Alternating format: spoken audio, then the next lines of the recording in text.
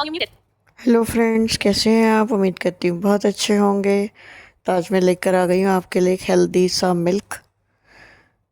तो चलिए देखते हैं इसे कैसे बनाना है। ले लेंगे एक गिलास दूध, उसको चढ़ा देंगे बॉईल करने के लिए गैस पर। एक चुटकी काली मिर्च का पाउडर, एक चुटकी दालचीनी पाउडर, एक चुटकी हल्दी मिलाकर इसको बॉईल कर लेंगे। जब ये बॉईल हो जाएगा तो इसको छान लेंगे।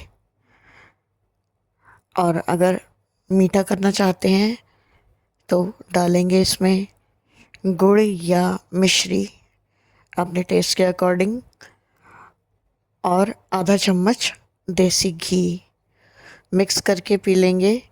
एक तो आपके मसल्स में कहीं पेन है, उससे आपको बहुत रिलीफ मिलेगा, और दूसरा आपकी कब्ज की समस्या भी दूर हो जाएगी।